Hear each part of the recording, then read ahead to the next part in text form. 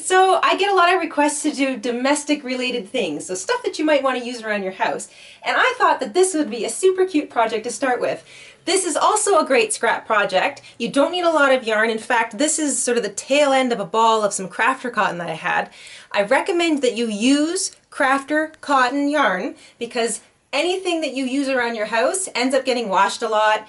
There's a lot of hard wear on it, and cotton is probably the best thing for that. It has a high melt point, so if you accidentally sit something hot on it, it's not going to melt on you. You can toss it into the washing machine and it comes out looking pretty good. And if you're really sensitive about how it looks, you can just sort of wash it in the sink by hand and hang them to dry, and it's just probably one of the best products out there for use around the home. So I recommend you grab your cotton scraps for this project. These are not just for hanging towels. You can make these a little bit smaller and put them onto your hangers in your bedroom or in your front hall closet, and you can hang things like stockings and leg warmers or anything else that you've got that's long that you have trouble keeping track of. You can hang them on these. These are also really handy if you use them in the bathroom. You can put them over the shower stall rod, and you can dry things like pantyhose and whatnot through them without actually having to hang your pantyhose over top of your shower rod or over top of the side of the bathtub. So these have lots and lots of uses, so don't just think in terms of the kitchen. Let your imagination run wild, and I'll show you how to make them longer or shorter to suit your needs. We're also going to do this cute little stitch. You might be looking at that going, that doesn't look like typical single crochet, and it's not. It is single crochet, but it's something called the moss stitch. And I'll get into this stitch pattern a lot more in the future because it's one of my favorites, but I thought for a cute little experimentation today, we would use the moss stitch on our little towel holders. So without further ado, let's go over to the craft table, make sure you've got your crafter cotton and your favorite hook, and we'll start making some of these. In order to make our little crocheted hangers, you're going to need a handful of things. So you're going to want crochet cotton. This is cotton, crafter cotton yarn. It's worsted weight and about size 4, about 4 ply. It's good, hard-wearing, durable stuff, and it washes well. So this is a really great product to use when you're making domestic things, especially stuff that's going to be in a really busy area like a kitchen, a bathroom, or a bedroom. So you want to use crochet crafter cotton, and it comes in a billion different pretty colors, so you've got your pick, and you don't need very much. You can probably get even 4 or 5 of these out of a single ball. So pick a color, and if you've got some scraps, you can use those up too. You're going to need a button. Any button will do, but it's best if it's a nice sturdy plastic one, because remember, it's going to get some pretty busy wear here, so you want to make sure that it's a nice sturdy plastic button. Metal ones are good too, but this might end up in the washing machine a lot, so just keep that in mind when you're choosing buttons. That's why I like plastic for this project. You're going to need a bit of thread and a needle so that you can sew your button onto your project. And of course, you're going to need a pair of scissors, a yarn needle, a measuring tape, because you want to make sure you make your tie bit as long as you need it to. And I'm using my favorite. It's a 4.25 millimeter hook, a G6, but you can also use a 4, a 4.5, or even a 5 for this project, but you might want to just adjust your stitch count so that it's not an enormous great big hanger, unless that's what you want. If you need something that's a little bit bigger, a little more heavy duty, then definitely go for the size 5. But I'm using a 4.25 for this project. So once you've selected your goodies, you've got your yarn and your buttons and your hook, let's get started. We're going to start with the ring part of our holder. So you're going to take your yarn and you're going to make a slip knot. And you can make a slip knot however you like. Just make sure that it slides comfortably along your hook. We're going to begin by chaining, and we're going to chain a length of 25. 1, 2, 3, 4, 5, 22, 23, 24, 25. There is your chained length of 25. Now this is a nice starting size. If you want it bigger, you need to make it a little longer. And if you want it smaller, then you need to obviously use fewer chains. But we're going to start with 25. You're going to take care to not twist your foundation chain. And you're going to slip stitch into the first chain you made to create the ring. So just wrap your yarn over your hook. Pull it back through both loops, and there is your beginning ring. You're going to chain one, and then you're going to single crochet into every single chain around this row. So you're going to begin by putting a single crochet in that same chain that you joined the row in. And I'm going to work over my little tail. You don't have to, you can weave it in later if you want, but I'm going to work over top of it. And single crochet into each of the chains all the way around your ring. So this is going to provide the ring with some strength, and it's also going to make it a little bit thicker, and it won't look so skinny. Remember, this is going to have some pretty hard wear. You're going to be using it in a busy space, so you want it to be kind of on the stronger side. So we're going to reinforce our ring by single crocheting in every single chain all the way around. Once you get all the way around your ring and you get back to your first single crochet, slip stitch into that first stitch to close off your ring. And now you've got a nice, solid, sturdy ring. We're going to chain one, and now we're going to start making this part of the entire thing. So I'm just going to unbutton this so I can show you how long this is.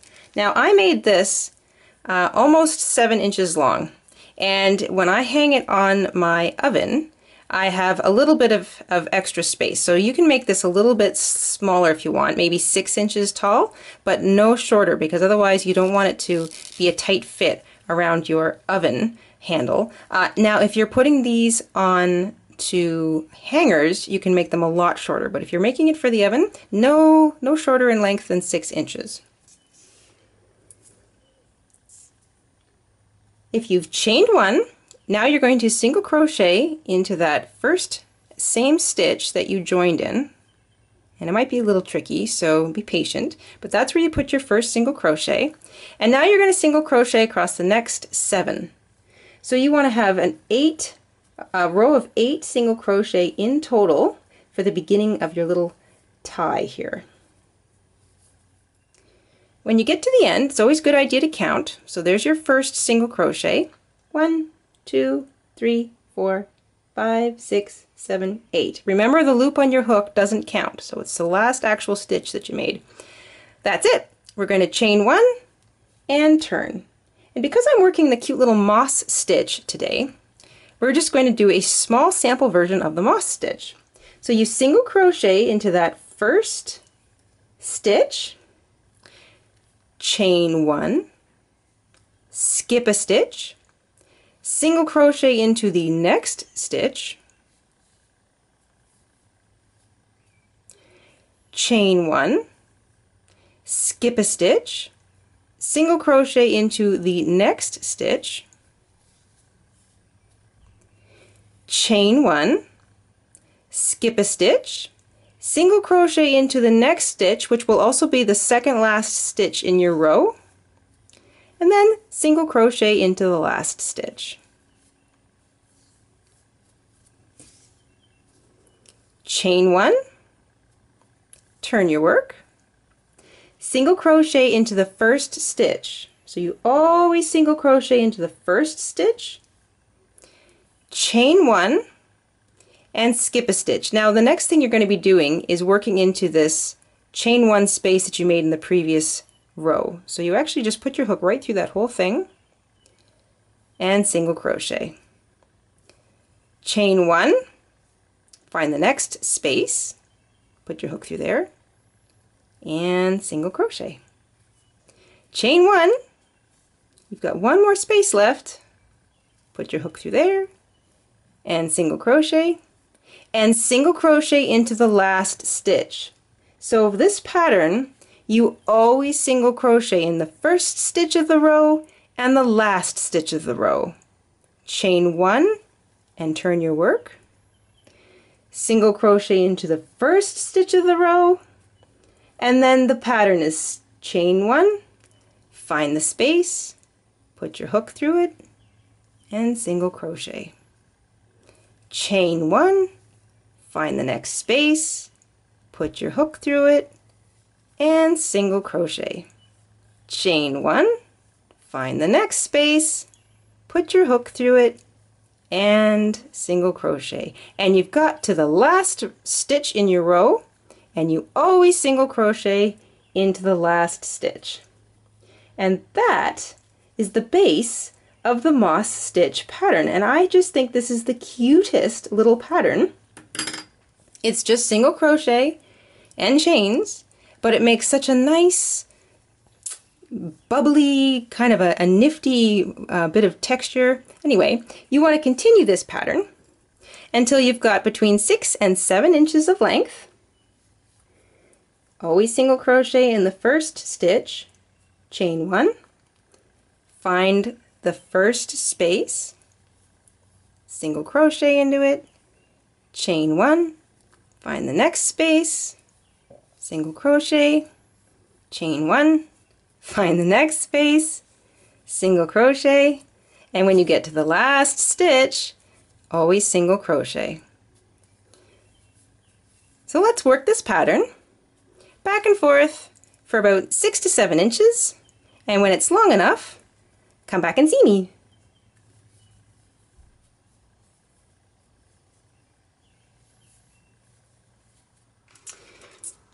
Now is a good time to measure your hanger and make sure that it's about as long as you want it to be. Now remember, I said anywhere between 6 and 7 inches. So this one's just a little over 6 inches, and I'm measuring from the very bottom of the ring there because I'm going to put the button right above the bottom of the ring. So I don't need it to be much longer than 6 inches. And this one that I made is quite a bit longer. It's about 7 inches. And I'll show you the difference. And of course we still have to put on the end. So that's about to where, this one's almost 7 inches. It's 7 inches in total after I get the finishing edge on. And this one's I found was a little bit longer than necessary. But if you like it like that, then go for 7 inches. And if you want it a little bit shorter, go for 6. And if you're making these hangers for hangers in the metal hangers in your bed, your closet or your bedroom or in your bathroom or even your laundry room, you can make them a little bit shorter. So once it's as long as you like, we're going to put on the little buttonhole. So you chain 1 and turn your work, single crochet into that first stitch, single crochet into the next stitch. You can single crochet into the chain 1 space or actually fit your hook through that chain loop if you can manage it. If you can't, don't worry about it. I just like the way that looks because it kind of keeps the hole a little smaller, but if it's too much trouble because your stitching is a bit tight, then just go through the whole thing. It's perfectly fine. I'm about midway through my entire, like sort of the whole edge here, so I'm going to go into just the 4th stitch and I'm going to chain 3. So I've single crocheted across the first 4 stitches in my row, chain 3. I'm going to single crochet, and the next thing I've got is one of those spaces, so I'm either going to use the space or use the actual stitch. And if I can get my hook through the stitch, I'll use it. There we go. Single crochet, and then I'll single crochet across the rest of the stitches and or chain 1 spaces that are across the top of my row. Now there's 8 stitches in total, remember, so even if it's a chain 1 or a single crochet, it's still considered a stitch and you have to count it. So I'm going to make sure that I've got 8 stitches across the top when I'm finished with my little chain 3 in the middle. Now this might seem small to you, don't worry, it stretches. So now you're ready to fasten off. Cut a fairly decent length of yarn because this is the crafter cotton and it doesn't necessarily lock down on itself when you fasten off. even if you give this a nice tight tug, this might want to undo on you a little bit. And because this is going to be in a busy spot, we want to make sure that our edge doesn't come undone. So you're going to take your yarn needle, you're going to pick up a few stitches, sort of the back side of a few of the stitches underneath, like on the back side of your hanger, thread up your yarn, and pull them through. Always make sure to tug everything back into place so that you don't end up cinching stuff shut. I'm going to take it through another couple of the stitches across the top here.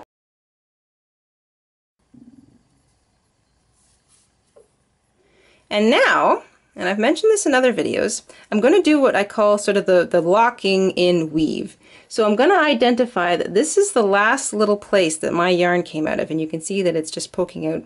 That's the last stitch that I brought my yarn through. So I'm going to skip over top of that stitch and pick up the stitches on the way back, much like I did going forward. And by skipping that one little piece of a stitch, it's going to help lock my yarn into place so it won't unravel very easily.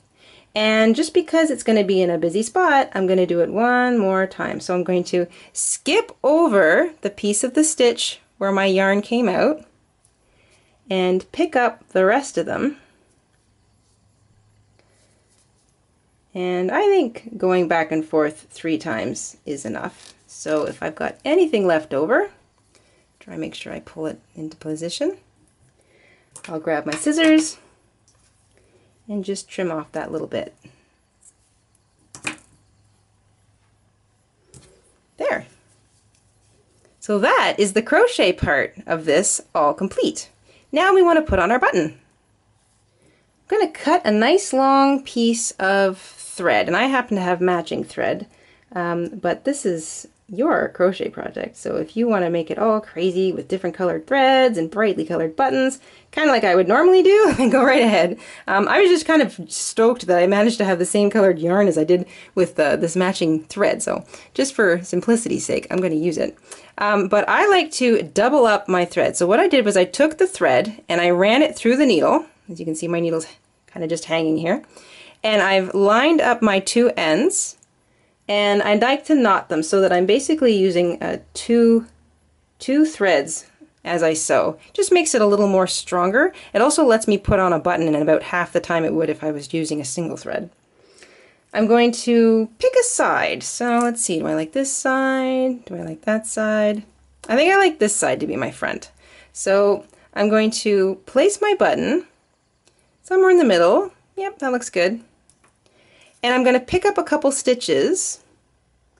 So I'm just going to run my needle underneath the front of a stitch somewhere near the middle. And before I let my yarn get all the way through, I'm going to catch it. I'm going to run my needle up between the 2 threads and just lock it into place that way. And then I'm going to just put one more stitch in there just to make sure it's nice and firm. I'm going to put my button on. And then I'm just going to sew back and forth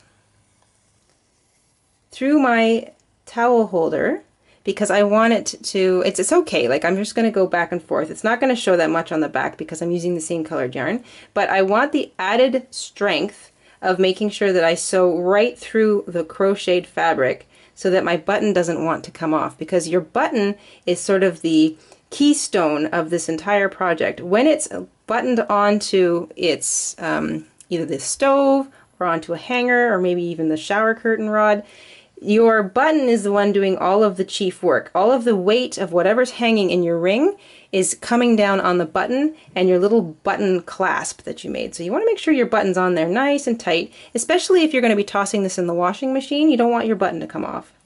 So put several stitches through your button. I like to do at least 6. And of course, because we're using a nice double threaded needle, that's actually 12 pieces of yarn, or I should say 12 pieces of thread that are going through your button. So that's going to make it nice and stable. Once you finish sewing on your button, you just want to knot it off at the back. So I like to pick up a few of the threads I was working and just create a knot over top of them. But you can knot off your yarn any way you feel it's going to be a strong knot. And once you finish putting in a few of those knots, I like to weave the actual thread through the backs of some of my crocheted stitches in the same manner that I fastened off. So I'll go over and back through some of the same stitches, and I'll do that same sort of weaving process a couple times just to make sure that this string doesn't come out of place either. So I really want this to be a nice, solid, strong piece of domestic decoration. So there we go. Now the button is on. Take your little button space that you can stick your finger through and make it fit over top of that button. And don't worry, as you give this a lot of use, and as as it sort of loosens up because of the different stitches, and it's going to get its use and it's going to get washed and stuff, this buttonhole will actually stretch a little bit. So it might feel really, really tight at the beginning, but don't worry, it's going to stretch. And you don't want it to come undone while it's hanging off your oven or wherever else you've hung it. So that is going to stretch a little bit, and if you've used a super big button, then you might want to put an extra stitch in, an extra chain in when you're creating your little button loop. But 3 stitches ought to do it. And there you go. That is a towel holder in the pretty little moss stitch.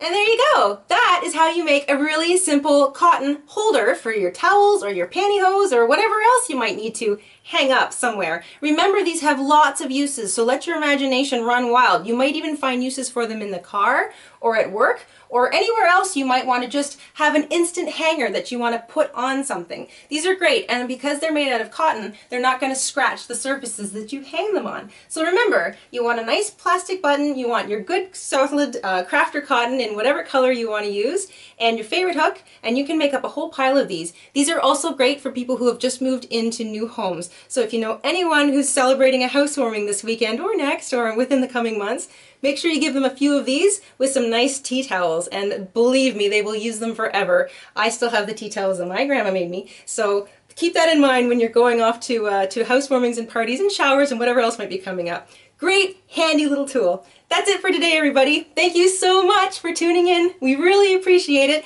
and we're really having a lot of fun over on the Facebook site. So if you haven't already joined the Jayda InStitches Facebook site, come on over and add me as your friend request, and you can join the party. We have a lot of fun there. And I'm also trying to get more stuff up onto our Etsy shop. We've had some requests for new things there, so please make sure that you pop in there from time to time and check out the new stuff. And our website, we keep trying to update that as well, and we try to put the odd free pattern up there that's sort of alongside some of the tutorials we make, because people are still learning how to follow tutorials and read patterns, so we're trying to do it all at once. We're having a lot of fun this spring, so everybody stay tuned to all of our sites. And if you have any questions or comments, don't forget to leave them down below. Thank you so much, and we will see you again very soon on the Jayda InStitches show. Bye, everybody! I'm gonna go hang these up somewhere.